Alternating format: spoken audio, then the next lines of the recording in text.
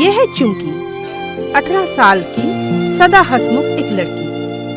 लेकिन इसकी जिंदगी बचपन से ही बहुत कठिन थी। पिता को तो उसने कभी देखी ही नहीं। प्यार करने लायक एक माँ ही थी। चुमकी को बचपन से ही एक्टिंग करने का बहुत शौक था। वो खिड़की से दूसरों के घर में ताक झांक करके टीवी देखा करती थी और सिनेमा में दिखाए जाने वाले एक्टर एक्ट्रेसों की नकल करके अपनी माँ को दिखाया करती थी। माँ, देखो ना, मैं सिनेमा के डायलॉग की नकल उतार सकती हूँ। पुष्पा, पुष्पराज, मैं झुकेगा नहीं। बहुत अच्छा किया बेटी। चुमकी जब 10 साल की थी तब उसकी माँ एक अनजान बीमारी के कारण मर गई। माँ, अब मैं क्या करूँगी? तुम्हारे बिना मैं कहाँ, किसके पास जाऊँगी? सभी लोग जब चुमकी की माँ की अर्थी उठाकर ले जा रहे थे तभी कहीं से उसकी एक मौसी आ गई। दीदी, ये क्या हो गया? ऐसे कैसे हो गया? इस फूल सी बच्ची को छोड़कर तुम चली गई। मुझे खबर दिया होता। अरे, ये मौसी कहाँ से आ गई? पहले तो इसे कभी नहीं देखा। बेटा, तो फिक्र ना कर, तू आज से मेरे साथ ही रहेगी। तुझे किसी चीज की कमी नहीं होने दूंगी मैं। सच में मौसी? चलो, माँ नहीं, माँ जैसी मौसी ही सही। कोई सहारा तो मिला। लेकिन वो जब अपनी माँ की अंतिम संस्कार करने के बाद अपना सब सामान लेकर मौसी के साथ उसके घर गई, तब सच्चाई के बारे में उसे पता चला। मौसी के घर जाने के बाद पहले दिन तो मौसी ने चुमकी के साथ बहुत अच्छा बर्ताव किया। ये लो चुमकी, खाना खा लो। कल से तुमने शायद ठीक से खाना भी नहीं खाया है, फिर थोड़ा आराम कर लेना। हाँ, मौसी कितनी अच्छी है। लगता है भगवान ने मौसी को माँ की जगह भेजा है। लेकिन उस रात चुमकी को असलियत के बारे में पता चल गया। देर रात को जब चुमकी की आँख खुली तो उसने देखा कि उसकी मौसी किसी आदमी के साथ बात कर रही है। इस बार तगड़ी चीज हाथ लगी है, कीमत अच्छा मिलना चाहिए। कहाँ से लाई हो इसको? यही तो थी लड़के चुराने के लिए, लेकिन देखा कि इसकी माँ मर गई है और इसकी देखभाल करने वाला कोई नहीं है। बस मौके पे चौका मार दिया, बन गई इसकी मौसी और बिना रुकावट ले आई इसको घर में। एक बड़े पार्टी ने लड़की के लिए ऑर्डर दिया है। इस बार बहुत दूर भेजने वाला हूँ मैं। माल सही है ना? ये लड़की एकदम काम की है, मैंने देख ली है। सही सही कीमत बोलो तो छोड़ूंगी, नहीं तो किसी और के पास बेच दूंगी। दोनों में पैसों का रफा हो गया। इस लड़की को कल सुबह सही जगह पर पहुंचा दूंगी। मैंने क्या सोचा और मौसी क्या निकली। अब मैं क्या करूं? भागू भी तो कहाँ, और भागकर क्या फायदा? कोई जगह भी तो नहीं है जाने के लिए। देखते हैं मेरी किस्मत मुझे कहाँ ले जाती है। अगले दिन चुमकी अपनी मौसी के साथ उस आदमी के पास गई। फिर उस आदमी के साथ वो मुंबई पहुंच गई। उस आदमी ने मुंबई में एक अमीर सेठ के घर में चुमकी को बेच दिया। उस घर में एक छोटी बच्ची थी गुड्डी, जिसकी देखभाल चुमकी को करनी थी। चुमकी घर के कामों में बहुत होशियार थी, इसलिए वो गुड्डी की देखभाल अच्छे से करने लगी। यहाँ पर भी चुमकी टीवी में देखी हुई किरदारों की नकल करके गुड्डी को बहलाया करती थी। एक चुटकी सिंदूर की कीमत तुम क्या जानो रमेश बाबू। सुहागन के सर का ताज होता है एक चुटकी सिंदूर। देखते देखते 8 साल बीत गई। चुमकी अब जवान और सुंदर हो गई। अभी भी उसके सर पर एक्टिंग का भूत सवार रहती थी। फिर एक दिन उसी के इलाके में एक नए सिनेमा की शूटिंग होने वाली थी। ये खबर सुनकर चुमकी बहुत एक्साइटेड थी। मेम साहब, वो कल से शूटिंग शुरू होने वाली है। हाँ, तेरे लिए तो बहुत अच्छी खबर है। अब तो तेरी एक्टिंग करने की भूत सर चढ़ जाएगी। तो मेम साहब, अब से मैं क्या जल्दी काम खत्म करके शूटिंग देखने जा सकती हूँ? इतने सालों में चुमकी कभी शिकायत का मौका नहीं दिया। बहुत लगन से काम करती थी, इसलिए उसकी मेम साहब उस पर बहुत खुश थी। जल्दी काम खत्म कर पाई तो चली जाना। चुमकी जल्दी जल्दी काम खत्म करके शूटिंग देखने जाने लगी। अपनी फेवरेट एक्ट्रेस को आंखों के सामने देखकर वो बहुत ही एक्साइटेड थी। ऐसे ही कुछ दिन शूटिंग चलने के बाद एक दिन एक नई लड़की एक किरदार निभाने वाली थी। सीन बहुत इमोशनल था, लेकिन उस लड़की से वो नहीं हो रही थी। फेमस डायरेक्टर सुरेश घाई बहुत बार टेक ले चुके थे, इसलिए वो भी अब परेशान हो गए थे। नहीं श्रीतमा, हो नहीं रहा है। ऐसा करने से कैसे चलेगा? लग ही नहीं रहा है कि तुम डरी हुई हो, दुखी हो, मायूस हो। ये सब तुम्हारे एक्सप्रेशन में आना चाहिए ना। मैं कर तो रही हूँ ना सर। लेकिन हो नहीं रहा है। ठीक है, फिर से ट्राई करो। Roll, camera, action. ऐसे कैसे हो सकता है? वो मेरी जिंदगी है, मेरा प्यार है, मेरा सपना है, वो मेरा सब कुछ है। वो ऐसे कैसे जा सकता है? Cut cut cut, it's not done. Chumki पास में खड़ी होकर सब देख रही थी। श्रीतमा की एक्टिंग देखकर चुमकी हंस पड़ी। ये देख डायरेक्टर को गुस्सा आ गया और उसने चुमकी से कहा, What is funny about it? तुम्हें हंसी आ रही है? बहुत आसान है क्या? हाँ, आसान ही तो है। कैरेक्टर को फील ही तो करना है, और क्या। इतना आसान लग रहा है तो खुद करके दिखाओ। चुमकी फट से श्रीतमा की जगह पर जाकर खड़ी हो गई और डायलॉग बोलने लगी। उसका एक्सप्रेशन देखकर सिर्फ डायरेक्टर ही नहीं, सेट में खड़े सभी हैरान हो गए। वहाँ देखने आए लोग भी तालियां बजाने लगे। वेल डन लड़की, सच में तुमने बहुत अच्छा निभाया। ये लड़की सच में पैदाइशी कलाकार है। अगर यह फिल्म इंडस्ट्री में आ गई तो तहलका मचा देगी। लड़की, व्हाट्स योर नेम? तुम्हारा नाम क्या है? जी, मैं चुमकी हूँ। यह किरदार बहुत छोटा सा है, क्या तुम करना चाहोगी? ये देख श्रीतमा को गुस्सा आ गया। What is this sir? मैंने इस कैरेक्टर के लिए पे किया है, आप ऐसे किसी को कैसे दे सकते हैं? पैसे से सब कुछ खरीदा नहीं जा सकता है। तुम में तो एक्टिंग करने का हुनर ही नहीं है। क्यों खामखा इसमें टाइम वेस्ट कर रही हो? तुम्हारे थोड़े से पैसों से क्या तुम मुझे खरीद लोगी? हाँ चुमकी, तुम बताओ, तुम क्या यह किरदार निभा सकती हो? कितने दिन लगेंगे साहब? ठीक से किया तो कल तक हो जाएगा। समय मैं निकाल लूंगी, लेकिन ऐसा मौका दोबारा नहीं आने वाला है चुमकी। तेरी एक्टिंग करने की चाहत देख भगवान ने तुझे ये मौका दिया है। तुझे ये गंवाना नहीं चाहिए। मैं खुद को बड़े पर्दे में देख पाऊंगी। जी, मैं तैयार हूँ। श्रीतोमा, तुम जा सकती हो। अपना अकाउंट नंबर मेरे असिस्टेंट के पास छोड़ जाओ, कल तक पैसा मिल जाएगा।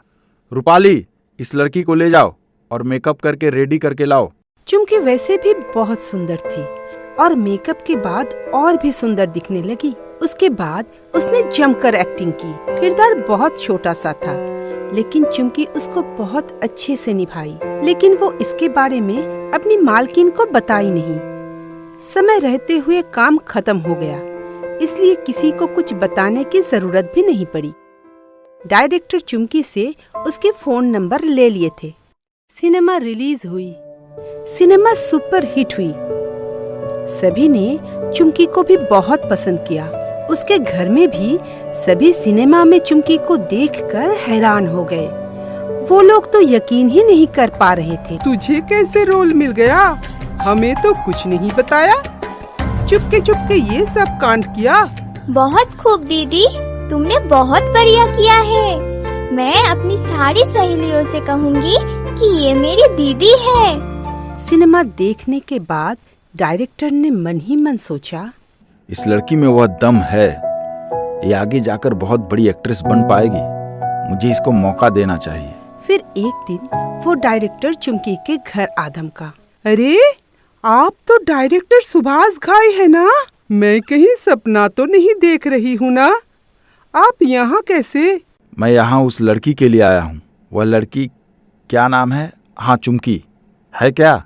आवाज सुनकर चुमकी भी आ गई। अरे सर, आप यहाँ? मुझे तुमसे बहुत ज़रूरी काम है। मैं अपनी अगली फिल्म के लिए तुम्हें बतौर हीरोइन लेना चाहता हूँ। लेकिन ऐसे कैसे हो सकता है? वो हमारे घर की नौकरानी है, वो कैसे एक्टिंग कर पाएगी? हीरोइन बनकर वह जितना पैसा कमाएगी उससे वह खुद 10 नौकरानी रख पाएगी। उसमें वह सब हुनर है कि वह एक अच्छी एक्ट्रेस बन पाए। आप प्लीज उससे मत रोकिए। सभी के बहुत समझाने पर चुमकी की मालकिन मान गई और वो चुमकी को अपनी करियर बनाने के लिए छोड़ दिया। उसके बाद चुमकी ने एक से एक सुपरहिट सिनेमा में हीरोइन के किरदार निभाई और फिर उसे पीछे मुड़कर देखने की जरूरत ही नहीं पड़ी। वो बन गई एक फेमस एक्ट्रेस।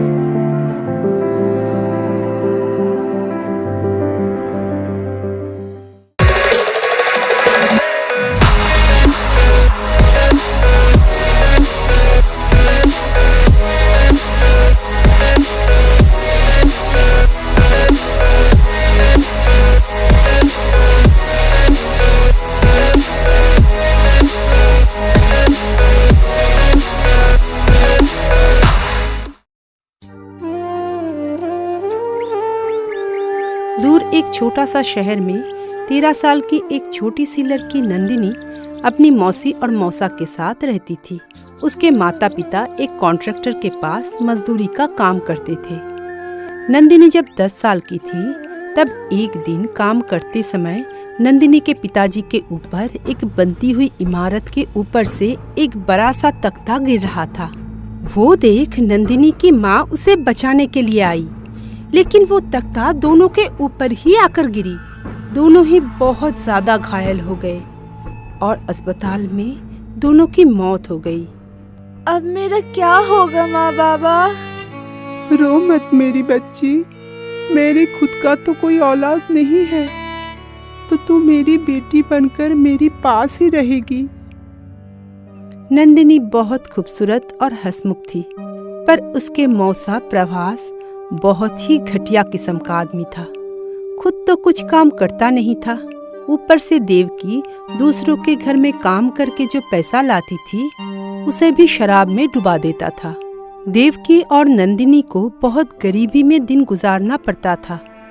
बेटी, आज भी घर में खाना बनाने के लिए एक चावल के दाने तक नहीं है और ऊपर से ये आदमी सब पैसा शराब में उड़ा देता है। अब मैं खाने के लिए तुझे क्या दूं बच्ची? मौसी, आप ऐसे मत रोइए। वैसे भी मुझे आज भूख नहीं है। आज रात पानी पी के ही सो जाती हूँ।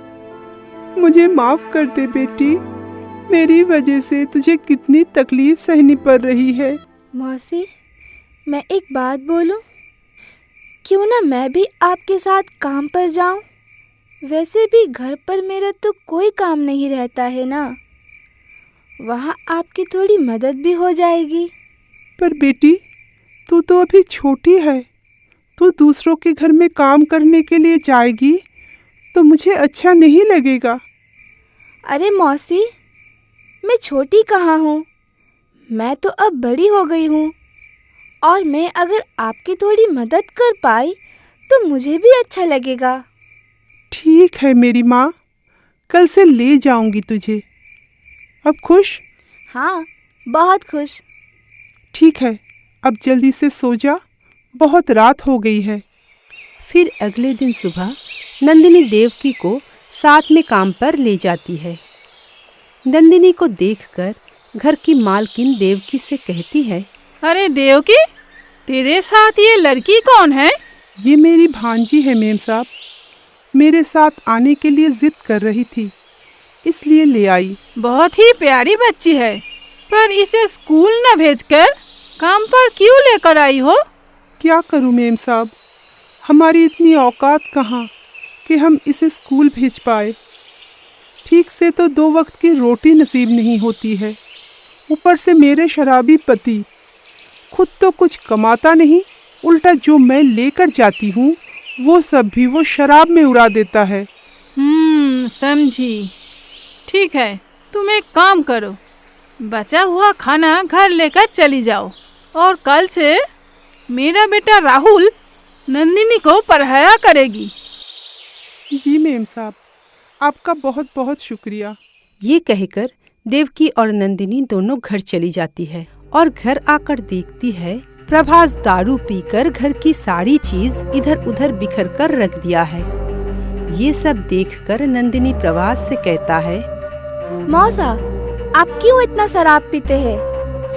आपने तो शायद खाना भी नहीं खाया होगा। आप दिन भर ऐसे ही शराब पीते रहेंगे तो आपकी तबीयत खराब हो जाएगी। इतना शराब मत पिया कीजिए। चुप कर लड़की, एक दिन क्या घर से निकली तेरी जुबान कैंची की तरह चलने लगी। अब तू मुझे सिखाएगी क्या करना चाहिए और क्या नहीं। पर मैंने तो कुछ गलत नहीं कहा। चुप, एकदम चुप। और एक भी शब्द बोले तो तेरी जुबान खींचकर बाहर निकाल दूंगा। चुप हो जा नंदिनी, इसे छोड़ दे इसके हाल पर। तुझे भूख लगी होगी ना, चल तुझे खाना देती हूँ। फिर देवकी और नंदिनी मिलकर घर का सारा सामान समेटकर खाना खाकर सो जाती है। फिर अगले दिन सुबह देवकी नंदिनी को लेकर काम पर निकल जाती है और वहाँ सारा काम खत्म करके राहुल के पास पढ़ने के लिए बैठाती है। राहुल इस बार कॉलेज के फर्स्ट ईयर में भर्ती हुआ है। वो नंदिनी को कुछ किताब और लिखने का सामान देता है। ए लो, ये सब तुम अपने साथ ले जाओ। मैंने आज जो सिखाया उसे बाद में याद करना। ठीक है। नंदिनी की पढ़ाई के वजह से उस दिन दोनों को घर में आने में देर हो रही थी और प्रभास के पास शराब पीने के लिए पैसा नहीं था, इसलिए वो शराब के लिए पागलों की तरह कर रहा था। फिर वो देवकी और नंदिनी को आते हुए देखकर और भी गुस्सा हो गया और देवकी की बाल खींचकर उससे कहा, इतनी देर तू कहाँ थी? बोल, तुम दोनों के बहुत पर निकल आए हैं। इस पर को काटना ही पड़ेगा। ये लड़की जिस दिन से घर में आई है उस दिन से मेरा सुख चैन सब कुछ खत्म हो गया है। आप ऐसा क्यों बोल रहे हो? ये तो छोटी बच्ची है, ये तो हमारी लक्ष्मी है। आप इसे कुछ मत बोलिए। अरे काहे की लक्ष्मी? मुझे शराब पीने से रोकेगी? अब देखना मैं इस लक्ष्मी का क्या करता हूँ। ये बोलकर प्रभास गुस्से से घर से निकल जाता है। ये सब देखकर नंदिनी बहुत घबरा गई और रोने लगी। चुप हो जा मेरी बच्ची, रो मत। मैं तुझे कुछ नहीं होने दूंगी। मेरे होते हुए ये आदमी तेरा कुछ नहीं कर पाएगा। ऐसे 3 साल बीत गया। अब राहुल के पास पढ़ाई करके नंदिनी भी बहुत कुछ सीख गई थी। फिर एक दिन शाम को नंदिनी और देवकी काम से जब घर लौटा तब देखता है प्रभास एक आदमी के साथ घर पर बैठकर शराब पी रहा है। नंदिनी जब घर के अंदर आती है तब वो आदमी नंदिनी को अपनी गंदी नजरों से घूर रहा था। ये सब देखकर देवकी गुस्से में आकर प्रभास से कहा, ये क्या तमाशा लगा रखा है और बाहर के आदमी को घर के अंदर क्यों लेकर आए हो तुम? अभी इसी वक्त इस आदमी को घर से बाहर भेजो। ये क्या तेरे अकेले का घर है? ये मेरे घर में आई है। तेरा कोई हक नहीं बनता तू इसे बाहर निकाले। देवकी तब बहुत गुस्सा हो जाती है और झाड़ू लेकर उन लोगों के पास जब जाती है तब वो दोनों ही डरकर वहां से चले जाते हैं। बाहर जाने के बाद वो आदमी प्रभास से कहता है, प्रभास मेरे दोस्त, मैं तुझसे एक बात बोलूं? हाँ बोल। मुझे वो लड़की बहुत अच्छी लगी है। क्या तू मुझे वो लड़की देगा? क्या तुझे पता है तू क्या बोल रहा है? ऐसा नहीं हो सकता है। सोच ले, मैं इसका बहुत अच्छा कीमत दूंगा। अच्छा, कितना कीमत देगा? पूरे 50,000। देख, मंजूर है? रकम सुनकर लालच में प्रभास की आंखें चमकने लगी। हाँ मंजूर है। मैं सही मौका देखकर उसे तेरे हाथों सौंप दूंगा। आफत जाएगी मेरे घर से। फिर एक दिन नंदिनी की तबीयत थोड़ी खराब थी, इसलिए वो देवकी के साथ काम पर नहीं जा पाई और घर पर ही आराम कर रही थी। तब प्रभास मौका अच्छा देख नंदिनी से कहा, बेटा मुझे माफ कर दे, मैंने तुझे बहुत उल्टा सीधा कहा था। तेरी तबीयत कुछ ठीक नहीं है, तू मेरे साथ डॉक्टर के पास चल, दवाई खाएगी तो जल्दी से ठीक हो जाएगी। ये सुनकर नंदिनी बहुत खुश हो जाती है और कुछ ना सोचकर प्रभास के साथ जाने के लिए तैयार हो गई। लेकिन प्रभास उसे उसी आदमी के पास लेकर आया। उस आदमी को देखकर नंदिनी को शक हो गया। मौसा, आप तो मुझे डॉक्टर के पास ले जाने वाले थे, फिर इस आदमी के पास क्यों लेकर आए? यही तो तेरा डॉक्टर है। नंदिनी कुछ समझने से पहले ही उसे एक नशीली चीज सुंघाकर बेहोश करके प्रभास उस आदमी से पैसा लेकर चला जाता है। इधर शाम को जब देवकी घर आता है, नंदिनी को घर पर ना देखकर वो डर जाती है और प्रभास से पूछने पर वो भी उसे कुछ नहीं बताता। तब देवकी बहुत परेशान हो जाती है और नंदिनी को इधर उधर ढूंढने लगती है, पर नंदिनी उसे कहीं नहीं मिलती। तब देवकी अपनी मालकिन के घर जाकर उन लोगों को सब कुछ बताता है। सब सुनकर राहुल कहता है, आंटी आप परेशान मत होइए, मेरे एक दोस्त के पापा पुलिस ऑफिसर हैं, मैं उससे बात करके देखता हूँ। तुरंत ही राहुल उस ऑफिसर को इस घटना के बारे में बताता है। सब सुनकर वो ऑफिसर पहले प्रभास को अरेस्ट करते हैं, फिर उसे मार मार कर उस आदमी के बारे में पता कर लेते हैं। फिर राहुल पुलिस को लेकर नंदिनी को ढूंढने के लिए निकल पड़ता है। देर रात को वो लोग एक पुराने गोडाउन के पास आते हैं। अंदर वो हैवान नंदिनी के साथ जबरदस्ती कर रहा था। ये सब देखकर पुलिस तुरंत घर के अंदर घुस जाता है और उसको गिरफ्तार कर लेते हैं। नंदिनी डर के मारे जाकर राहुल को कस के पकड़ लेती है। घबराओ नहीं, मैं आ गया हूँ। 3 सालों से नंदिनी को पढ़ाते हुए राहुल के दिल में नंदिनी एक जगह बना ली थी। उसकी माँ भी नंदिनी से बहुत प्यार करती थी, इसलिए राहुल उसकी माँ से कहा, माँ आप तो नंदिनी को पसंद करती ही हैं और मैं भी शायद उससे प्यार करने लगा हूँ, तो मैं उससे शादी करना चाहता हूँ।